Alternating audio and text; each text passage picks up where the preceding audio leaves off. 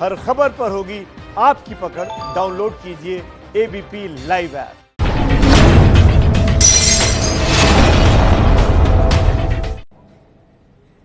नमस्कार, आप देख रहे हैं एबीपी न्यूज। आपके साथ हूं मैं रुबिका लियाकत। इस वक्त स्क्रीन पर आपको क्या नजर आ रहा है? इस पर जो ये स्क्रीन पर नजर आ रहा है, इसने सबको दहशत में डाला हुआ है।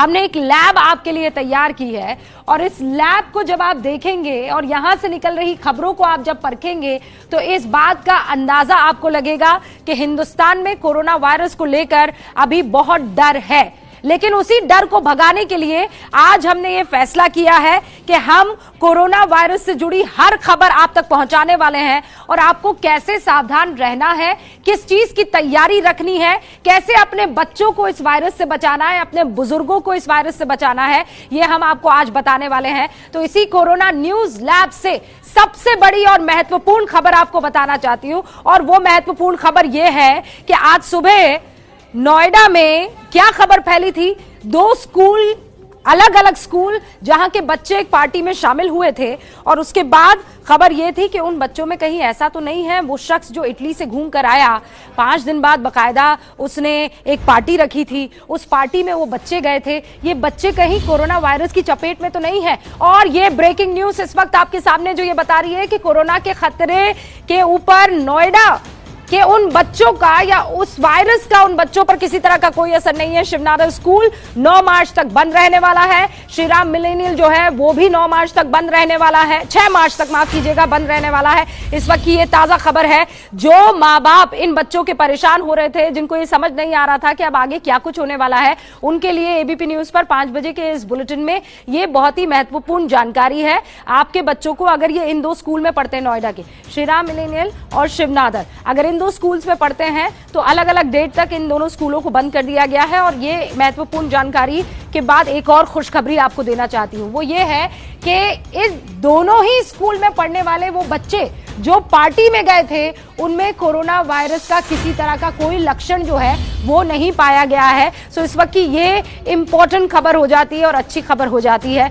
कोरोना वायरस के खतरे के चलते पिछले 2 महीनों से ज्यादा का वक्त हो गया है, अलग अलग हिस्सों से हमें रिपोर्ट्स मिल रही है। शुरुआत केरला से हुई थी, उसके बाद ये देखा गया कि अलग अलग एयरपोर्ट पर जांच तो हो रही थी, लेकिन उसके बावजूद ये देखिए एक शख्स इटली घूमकर आता है, दिल्ली का रहने वाला था, आगरा के कुछ लोगों के साथ गया था।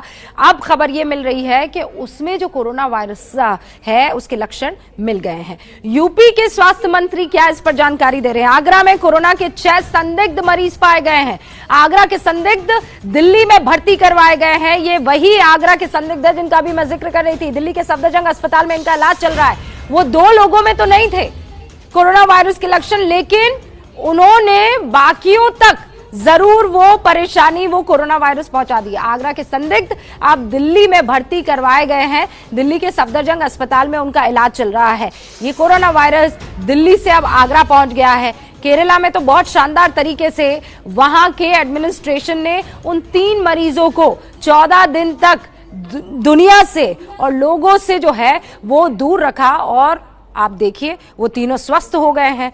अब 5 में से 3 अभी स्वस्थ हैं, 2 के कोरोना वायरस के लक्षण जो है वो परेशान करने वाले हैं। ये देखिए भारत में अब तक 5 मामले। कोरोना का 4था केस कोविड-4 दिल्ली में मिला है। आरएमएल अस्पताल में उसका इलाज चल रहा है। ये कोविड क्या है, ये अलग अलग टैग्स और नंबर्स दिए गए हैं, ये कोडवर्ड्स दिए गए हैं। जो भी मरीज कोरोना वायरस के उन लक्षणों के साथ पाया जा रहा है पॉजिटिव, तो देश में कोरोना के हर मरीज का नाम नहीं बताया जा रहा है। कोविड के साथ अलग अलग जो है वो नंबर दिए जा रहे हैं, COVID, यानी कोरोना वायरस डिटेक्टेड। आप समझ गए, COVID,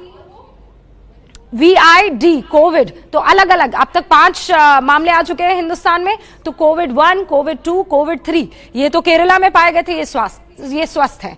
और कोविड-4 और कोविड-5 ये 2 अभी है जिनके लक्षण पॉजिटिव पाए गए हैं। केरल में भी कोरोना के 3 मरीज मिले थे, लेकिन अब वो तीनों जैसा मैंने बताया स्वस्थ है। कल कोरोना वायरस का खतरा राजधानी दिल्ली तक पहुंच गया है। कल दिल्ली और हैदराबाद के 2 मरीजों में कोरोना इन्फेक्शन की पुष्टि हो गई है। दिल्ली के जो मरीज हैं उसकी वजह से आगरा में भी 6 लोगों को कोरोना का इन्फेक्शन होने का शक है। दिल्ली के शख्स की पार्टी में नोएडा के स्कूल के बच्चे भी पहुंचे थे, उनके बारे में मैंने आपको अभी भी जानकारी दे दी है।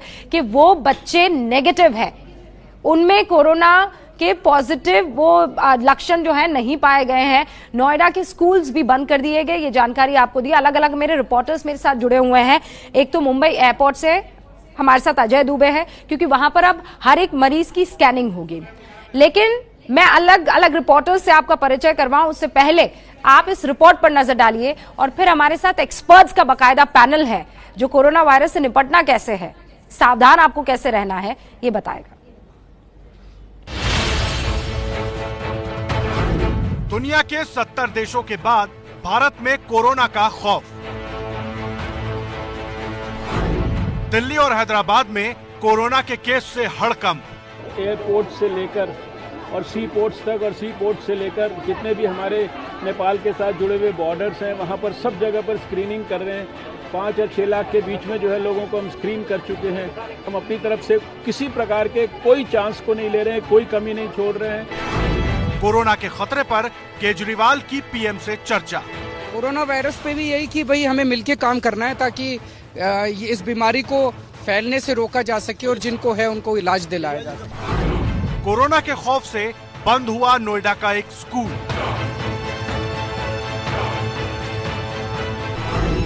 दिल्ली में भर्ती मरीज का सामने आया नोएडा कनेक्शन। पार्टी हुई थी, उसमें 5 बच्चों ने यहाँ के अटेंड किया था। वो 5 बच्चे स्कूल आ गए थे, तो वो 5 बच्चे बिल्कुल ठीक हैं, अभी किसी में कोई सिम्टम नहीं है और सबकी जांच कर ली गई है। स्कूल को सैनिटाइज करा लिया जा रहा है।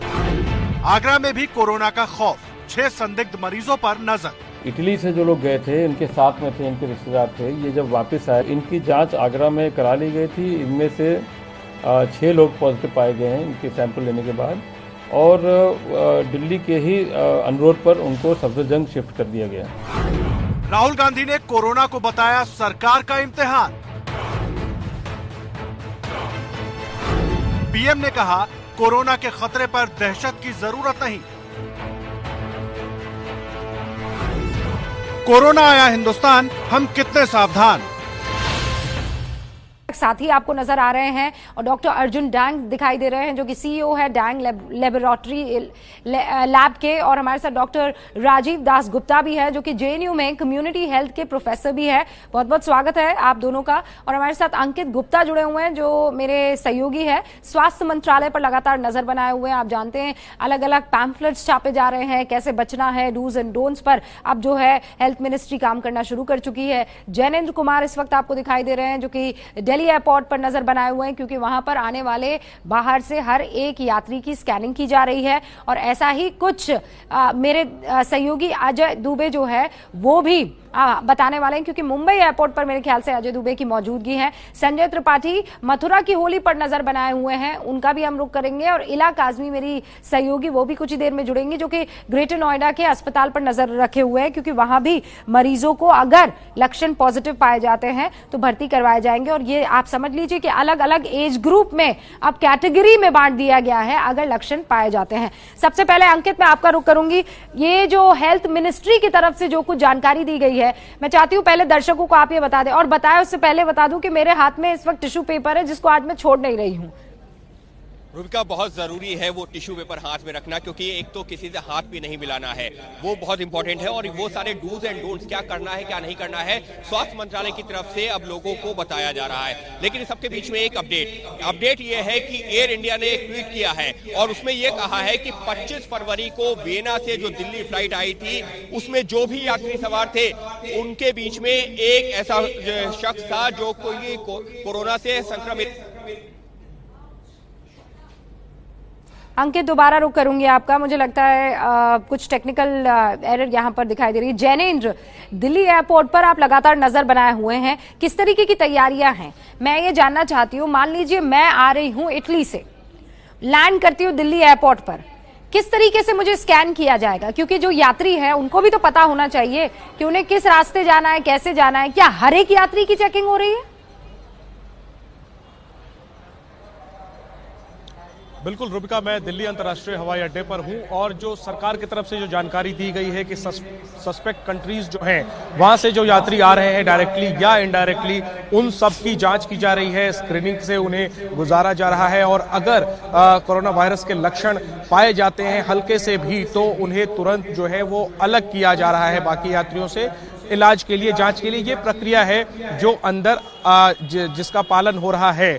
लेकिन इन देशों के अतिरिक्त जो यात्री आ रहे हैं दूसरे देशों से, उनकी जांच नहीं हो रही है, क्योंकि यहां पर मैं पिछले 1.5 घंटे से मौजूद हूं और इस दौरान कई यात्रियों से मेरी बात हुई है जो अलग अलग देशों से आए हैं, चाहे वो अफगानिस्तान से आ रहे हों या अमेरिका से आ रहे हों, और एक यात्री दुबई से आया, उससे मेरी बात हुई। उन लोगों ने कहा कि उनकी किसी प्रकार की भी जांच नहीं हुई, ना ही कोई पूछताछ हुई, ना कोई फॉर्म भरवाया गया कोरोना वायरस से संबंधित। हालांकि एक यात्री ने बताया कि अंदर डेस्क लगे हैं जहां पर कि ये जांच हो रही है, लेकिन सिर्फ उन्हीं देशों से आए हुए यात्रियों की जो सस्पेक्ट कंट्रीज हैं। जैसा आपने इटली का मिसाल दिया, तो जाहिर है आपकी पहचान अथॉरिटी के पास है तो आपकी तो जांच होगी, लेकिन आप अगर अमेरिका से आ रही हैं और वहां किसी चीनी दोस्त के साथ खाना खाकर आ रही हैं तो शायद आपकी यहां पर जांच नहीं होगी। जैसी बात हमें यात्री बता रहे हैं, क्या ये लापरवाही है? जवाब सरकार देगी।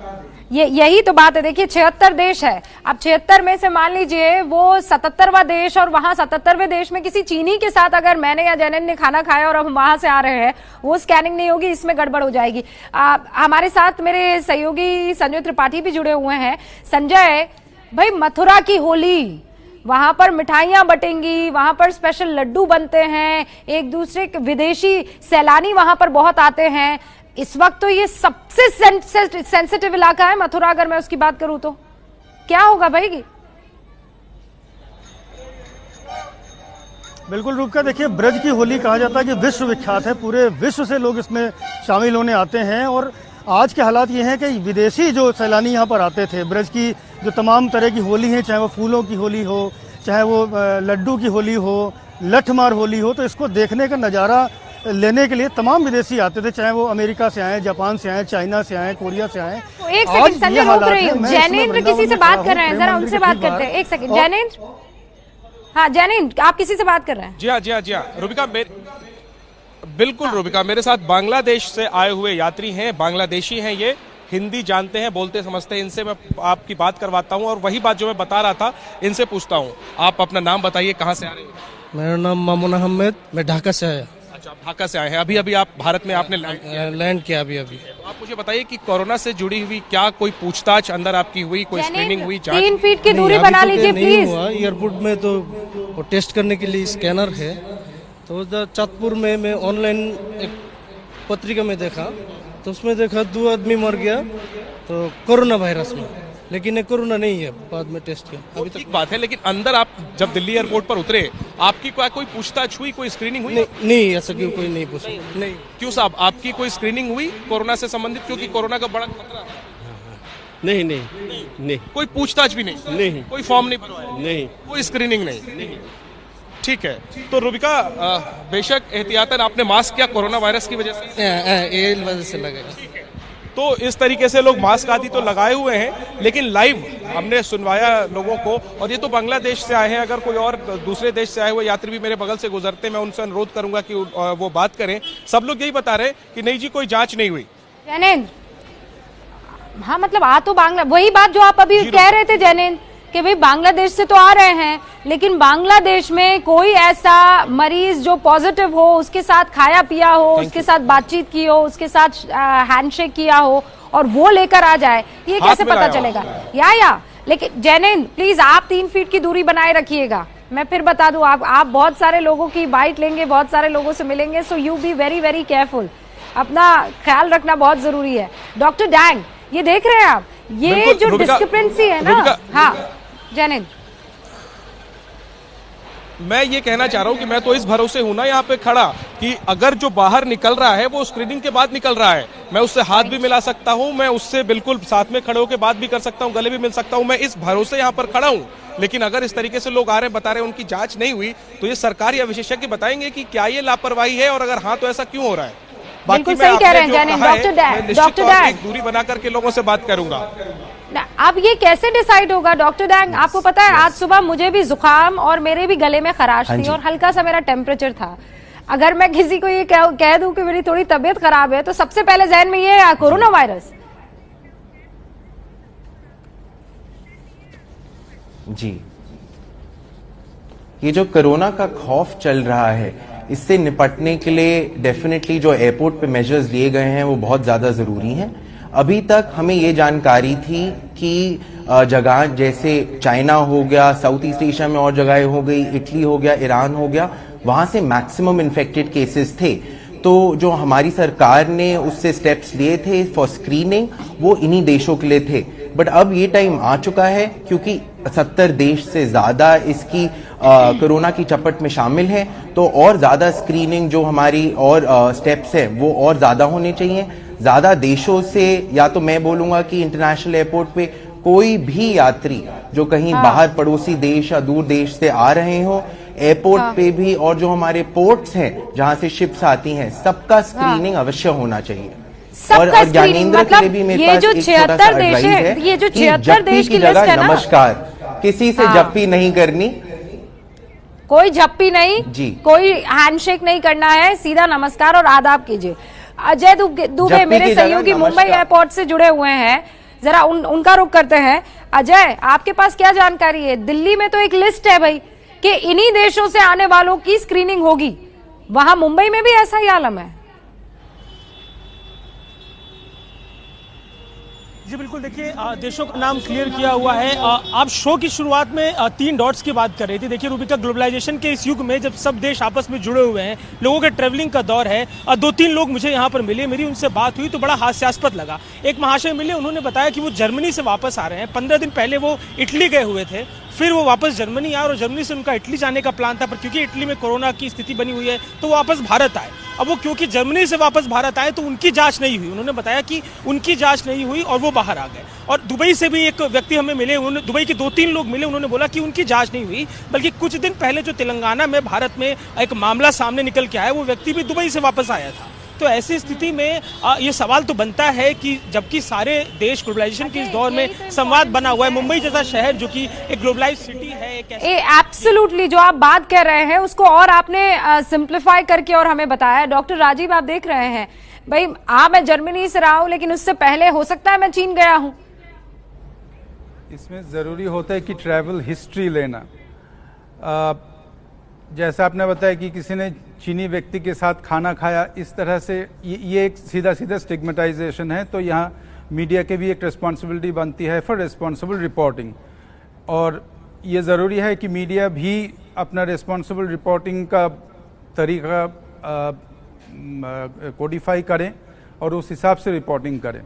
जहाँ तक एयरपोर्ट का सवाल है, पब्लिक हेल्थ में प्रिंसिपल ये होता है कि एक पैनिक होता है कि हर आदमी का करें, और एक संसाधन के हिसाब से करना पड़ता है, जिसे हमें ऑप्टिमाइजेशन कहते हैं या ट्रेड ऑफ कहते हैं। इस समय एक दिल्ली जैसे एयरपोर्ट या मुंबई जैसे एयरपोर्ट जो बहुत ही बिजी इंटरनेशनल एयरपोर्ट्स होते हैं, वहाँ आप हर व्यक्ति का स्क्रीनिंग करेंगे तो airport system can even collapse, और ना ही हमारे पास हो सकता है वो संसाधन हो। लेकिन ट्रैवल हिस्ट्री बहुत ज़रूरी है। जैसे इन्होंने जो एग्जाम्पल दिया कि कोई व्यक्ति पहले इटली में थे, फिर जर्मनी गए, जर्मनी से हिंदुस्तान पहुंचे, तो इसलिए ट्रैवल हिस्ट्री लेना ज़रूरी है और उसके मैकेनिज्म सेटअप करना ज़रूरी है। ज़रूरी ये है कि एयरपोर्ट को कितना हमने एक्टिवेट कर पाया, और एयरपोर्ट में हम क्या मेजर्स ले रहे हैं, कैसे पेशेंट को आइडेंटिफाई कैसे सस्पेक्टेड को आइडेंटिफाई कर रहे हैं या सेग्रीगेट कर रहे हैं, और इसके कई स्तर है। अब हम धीरे धीरे बात करेंगे उस पर। लेकिन मेरी गुजारिश यह है कि मीडिया भी इस पैनिक में शामिल ना हो और एथिकल रिपोर्टिंग करें। डॉक्टर राजीव, प्लीज मैं क्लैरिफाई करना चाहती हूँ। It was a hypothetical question जो पूछा गया था, और अगर हम रिस्पॉन्सिबली यहाँ पर रिपोर्टिंग नहीं कर रहे होते तो 5 बजे का शो डिबेट का होता और चर्चा का नहीं होता। जनरली ये वो टाइम होता है जब हम पॉलिटिकल खबरों पर कर रहे होते हैं डिस्कशन, लेकिन आज कोरोना वायरस पर काम कर रहे हैं और बातचीत कर रहे हैं। उसका मकसद यही है कि हम चाहते हैं लोग सावधान हो, पैनिक ना करें। एक छोटे से ब्रेक के लिए हम रुक रहे हैं, लेकिन जब लौटेंगे हम तो इस बात पर जरूर चर्चा होनी चाहिए कि वो कौन कौन सी चीजें हैं जिन पर अगर आपने सावधानियां नहीं बरती तो फिर आप जरूर इनवाइट करेंगे इस वायरस को। लेकिन ये इतना खतरनाक नहीं है इस बात का ख्याल जरूर रखें। ये अभी मैंने क्या किया आपको पता है, यही काम आप सभी को करना है। ये है हैंड सैनिटाइजर। आपको हैंड सैनिटाइजर अपने पास रखना है। हर 20 मिनट में अपने हाथ धोने हैं, 20 सेकंड तक धोने हैं। अगर आप हाथ मिलाते हैं तो इस वक्त थोड़ा उसे इग्नोर कीजिए, उसे साइड में रख दीजिए। नमस्कार और आदाब से काम चलाइए।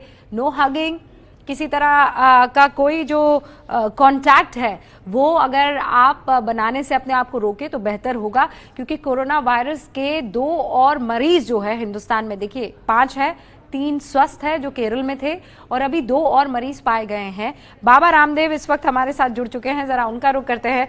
नमस्ते बाबा रामदेव, कैसे हैं आप? रुबिका लियाकत बात कर रही हूँ। बहुत अच्छे हैं। आज तो आप आसन में हैं, आज तो आप आसन लगाए बैठे हैं बाबा। आपको पता है ना, कोरोना वायरस से बहुत ज्यादा लोग चिंतित हैं, परेशान हो रहे हैं, समझ में नहीं आ रहा है कि करना क्या है भाई। ये वायरस लगता तो सर्दी जुकाम जैसा है और कब ये कोरोना वायरस में तब्दील हो जाए या वो कोरोना वायरस ही है, ये कोई कह नहीं सकता है।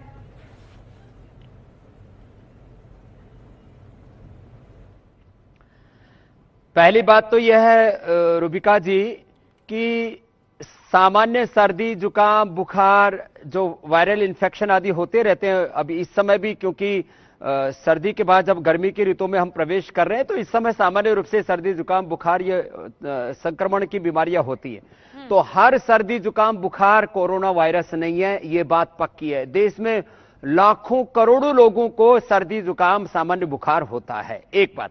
दूसरी बात, जो व्यक्ति या तो विदेश में जहां जहां ये चाइना से लेकर के और तमाम वो देश जो इसे इटली से लेकर के अभी तो इधर दुबई से और बहुत सारे ऐसे देश हैं जहां पर इसका कहर ज्यादा है, उन देशों से जो भी लौट करके आए हैं, जिन्होंने 2-4-5 देशों की यात्रा की है, उनके संपर्क में रहे, उनको सावधान रहने की जरूरत है, उनको भी डरने की जरूरत नहीं। मैं भी अभी जो है मलेशिया और जो है इधर से ऑस्ट्रेलिया होकर के 15-20 दिन की यात्रा से लौटा हूं, तो मुझे तो सर्दी जुकाम भी नहीं हुआ, कोरोना तो बहुत दूर की बात है। तो थोड़ा प्रिकॉशन लेना जरूरी है। तो जो इससे इफेक्टेड कंट्रीज हैं उससे जो लौटता है और यदि किसी को एक बार हो गया, उसके जो लोग संपर्क में, उनको सावधान रहने की जरूरत है। और 2 बातें एक साथ और बताता हूं। कोरोना के लिए यदि जो भी ट्रीटमेंट एलोपैथी में भी है, क्योंकि सिम्टोमेटिक ट्रीटमेंट होता है इसमें, अभी तो वायरस का तो कोई ट्रीटमेंट नहीं है, लेकिन इसमें एक बात जरूर है, जिनकी इम्यूनिटी लो है उनके मौत होने की ज्यादा संभावनाएं हैं, चाहे वो बच्चे हैं, चाहे वो 50-60 साल से उम्र के ज्यादा के लोग हैं। तो इम्यूनिटी के लिए सबसे अच्छा है कि भस्त्रिका, कपालभाति, अनुलोम विलोम प्राणायाम करें। ये गिलोय, तुलसी, हल्दी, काली मिर्च जो हमारे होम रेमेडी है, इनको उबाल करके पिए तो इससे सर्दी जुकाम बुखार एक साथ ठीक हो जाते। जो भी कोरोना के भी जो लक्षण हैं, इसमें सिम्टोमेटिक ट्रीटमेंट एलोपैथी में भी दिया जा रहा है और वो हमारे इस आयुर्वेद में बहुत इफेक्टिव है। ये सबसे बड़ी एंटीवायरस, एंटीबैक्टीरियल और ये इसमें जबरदस्त प्रॉपर्टी है गिलोय में। तो गिलोय का काढ़ा पिए और इसमें तुलसी, हल्दी, थोड़ी काली मिर्च डाल लें तो उससे इसके जो सिम्टम्स हैं कोरोना के, उससे अपने आप को बचा सकते हैं। जिनको नहीं हुआ वो अपनी इम्यूनिटी बढ़ा सकते हैं। और यदि किसी भी कारण से ऐसे लोग संपर्क में आते हैं, क्योंकि आंख से, नाक से, मुंह से, तीनों जगह से इसका जो वायरस है वो हमारी बॉडी में एंटर करता है और सबसे पहले हमारे रेस्पिरेटरी सिस्टम पर अटैक करता है। उसके बाद थोड़ा फीवर आता है और धीरे धीरे करके हमारी बॉडी के ऑर्गन्स फिर फेल होने लगते हैं और आदमी की मौत तक हो सकती है। तो सबसे बड़ी चीज है अपनी इम्यूनिटी को बढ़ाना। और सामान्य सर्दी जुकाम वाले लोग कभी भी किसी भी प्रकार से आतंकित ना हो। कई बार एक बहुत बड़ी अफवाह भी फैल जाती है, किसी को भी सर्दी जुकाम हो मेरे जो कोरोना तो नहीं होगा। ये कहीं से आसमान से उड़ करके आकर के नहीं होता है। इसकी जो सीमा है वो बहुत थोड़ी होती है इस वायरस के सर्वाइव करने की। तो ये इन्फेक्टेड व्यक्ति से ही होगा। ये अलग बात है कि चाइना में मांसाहार से भी हुआ है, चमगादड़ और उसके द्वारा दूसरे जीवों के संक्रमण और मांसाहार के द्वारा ऐसा हुआ है। ऐसे एक मान्यता ये भी है, कुछ दूसरी भी मान्यताएं है, लेकिन है ये एक वायरस और ये कहीं आसमान से आकर के उड़ करके नहीं फैलता है। अच्छा बाबा रामदेव, आपने कहा कि इम्यून सिस्टम इस वक्त बढ़ाने की बहुत जरूरत है और ये बात आप सही कह रहे हैं। डॉक्टर्स भी इस बात को कह रहे हैं कि जिनकी इम्यूनिटी लो होती है उनको ये वायरस अटैक कर सकता है, उसके चांसेस ज्यादा है। नॉट जस्ट दिस वायरस, मतलब कोई भी वायरस उनको तब अटैक कर सकता है। तो इम्यूनिटी कैसे बढ़ा सकते हैं फिर?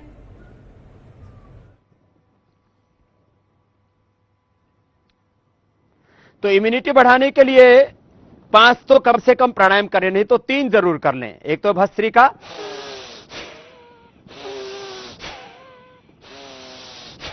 2 से 3 मिनट ये कर लें। जो जवान है वो थोड़ा और तेजी से कर ले ऐसे।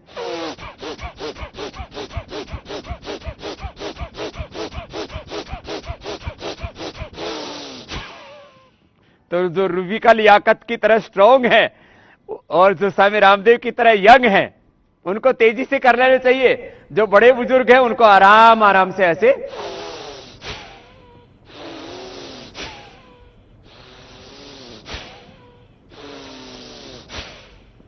एक ये भस्त्रिका हुआ। रेस्पिरेटरी सिस्टम के लिए, इम्यूनिटी के लिए, प्रतिरक्षा तंत्र के लिए इससे बेहतर कुछ भी नहीं है। तो ये 3 से 5 मिनट किया जा सकता है। सेकंड कपालभाति है जो 5 से 10 मिनट कर सकते हैं।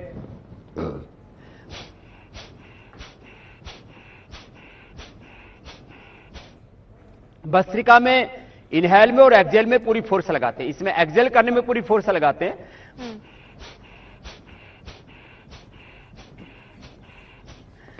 तो ये कपालभाति हो गया। इससे लीवर, किडनी, इंटेस्टाइन, पूरा लंग, हार्ट, पूरी इम्यूनिटी हमारी स्ट्रांग हो जाती है। और तीसरा है अनुलोम विलोम।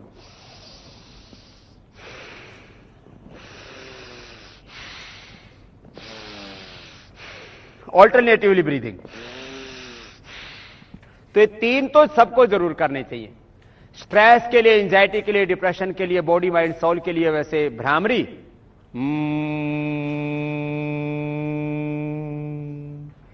और उद्गीत ओम, यदि ये 5 के 5 प्राणायाम कर ले तो और अच्छा है, न तो 3 प्राणायाम तो सबको करने चाहिए। 5 मिनट सूर्य नमस्कार कर लें। और कोई भी आसन, ताड़ासन, तिरक ताड़ासन, त्रिकोणासन, कोणासन, पाद हस्तासन, बैठ करके मंडूकासन, योग मुद्रासन, उष्ट्रासन, भुजंगासन, उत्तान पादासन, कोई भी 5-10 आसन कर ले तो इससे इम्यूनिटी बहुत स्ट्रांग रहेगी और किसी भी प्रकार के बैक्टीरियल और वायरल इन्फेक्शन से अपने आप को बचा पाएंगे। मैं आपके सामने बैठा हूं, न सर्दी, न जुकाम, न बुखार, 50 साल से मैं बीमारी नहीं हुआ। बाबा रामदेव, आप इसी तरीके से स्वस्थ बने रहे और देश को स्वस्थ कैसे रहना है और क्या क्या वो नुस्खे अपनाने हैं वो आगे भी हम तक पहुंचाते रहे।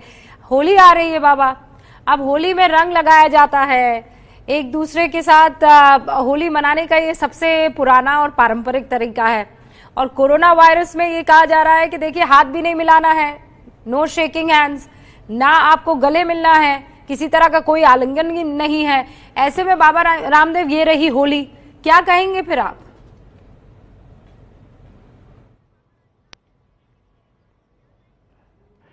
देखिए रूबिका जी, नमस्ते करके किसी का अभिवादन करना, थोड़ा सिर झुकाना, इससे अच्छा और क्या हो सकता है।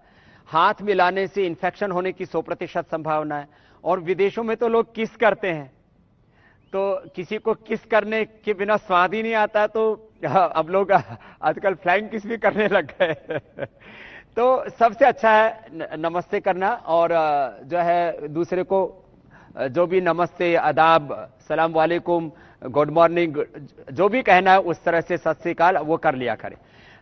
रही बात होली की, तो हमने नेचुरल कुदरती रंग भी बना रखे हैं। जिस तरह से लोग होली में हुड़दंगा करते हैं, कीचड़ फेंकते हैं, गोबर फेंकते हैं, केमिकल से लगाते हैं और उसके द्वारा तो कई लोगों को जिंदगी भर के स्किन प्रॉब्लम हो जाती है। तो वो तो वैसे भी अच्छा नहीं है।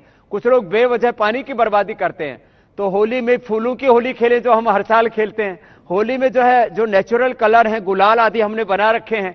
बहुत ज्यादा कॉमर्शियली हमने उसको जो है डिस्ट्रीब्यूट नहीं किया है, लेकिन बहुत अच्छे तरीके हैं त्योहार मनाने के, उनको हम अडॉप्ट करें।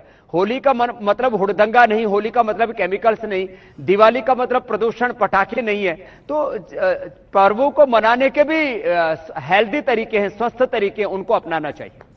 बाबा रामदेव, ये सवाल मैं पूछे बगैर आपको जाने नहीं दूंगी और सवाल बड़ा महत्वपूर्ण हो जाता है। आप तो सोशल मीडिया पर एक्टिव भी हैं, मुझे यकीन है आपने ये देखा होगा। बीजेपी की एक एमएलए हैं, वो ये कह रही है कि गौमूत्र का अगर आप सेवन करेंगे तो कोरोना वायरस से बच जाएंगे। क्या जरूरी है इस टाइम पर इस तरीके की लफाजी करना?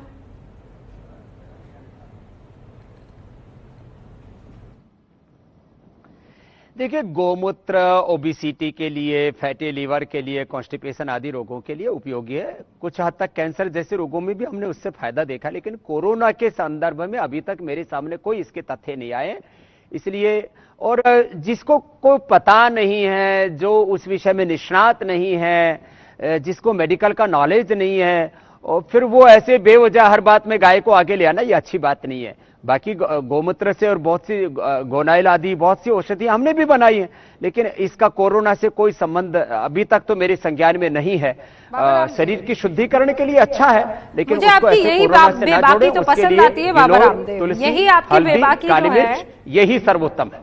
यही बेबाकी में आनंद आता है फिर इंटरव्यू लेने का, कि साफ गोई से जो है सामने वाला आपके सवालों का जवाब दे बगैर किसी लाग लपेट के। बाबा रामदेव, आपके आश्रम में तो बहुत सारे सैलानी भी आते हैं, बहुत सारे फॉरेनर्स भी आते हैं, फिर उनकी स्क्रीनिंग आप कैसे कर रहे हैं, या उनका आना बंद कर दिया अभी आपने? देखिए, ये स्क्रीनिंग तो एयरपोर्ट पर भारत सरकार ही कर रही है, लेकिन वो भी आंशिक है। इसमें आपको मैं कुछ महत्वपूर्ण जानकारी भी देना चाहता हूं। देखो, कोरोना का जो वायरस है, ये सर्दी जुकाम की तरह एक वायरस है, थोड़ा स्ट्रॉन्ग वायरस है। ये नाक से, मुख से और आंख से भी प्रवेश करता है। मैं भी जब अभी ऑस्ट्रेलिया से लौटा, मलेशिया भी बीच में पड़ा था, वहां पर भी मैंने देखा करीब 80-90% लोगों ने मास्क लगाए हुए थे। तो मैंने भी लगा लिया, चलो भाई ठीक है लगा लेते। सबने प्रेशर किया कि स्वामी जी आप भी लगा लो, यद्यपि आपकी इम्यूनिटी अच्छी है। लेकिन आपको एक बात कहता हूं, मैं आया तो एयरपोर्ट पर मुझे चेक किया गया टेम्परेचर। मात्र टेम्परेचर चेक करने से आप जो है कोरोना को डिटेक्ट नहीं कर सकते। इसलिए भारत सरकार को इस बारे में और भी थोड़ा सोचना चाहिए। यद्यपि केस हिस्ट्री आदि सब चीज पूछा जा रहा है, जिन जिन देशों में कोरोना का अटैक है वहां की फ्लाइटें बंद कर दी हैं। ये एहतियात जो है ऑस्ट्रेलिया ने भी बरते। लेकिन मैं आपको यह बताना चाहता हूं कि जो इन जहां ज्यादा प्रकोप है जिन देशों में, उन देशों से कोई भी सैलानी आता है तो उसकी तो पूरी जांच पड़ताल किए बिना उसके संपर्क में दूसरे लोगों को नहीं आने देना चाहिए। चाहे वो हमारे घर का कोई व्यक्ति है, चाहे वो विदेशी कोई हमारा मेहमान है, जो हमारे यहाँ पर हेल्थ टूरिज्म के लिए योग सीखने के लिए आया, इंसानी क्यों ना हो, लेकिन अगर उसमें किसी तरह का कुछ डिटेक्ट किया जाता है तो सही बात है, वो किसी के संपर्क में नहीं आ सकता। बाबा रामदेव, बहुत बहुत शुक्रिया हमसे संपर्क साधने के लिए। आप स्वस्थ रहिए और इसी तरीके से हमें टिप्स जो है देते रहिए।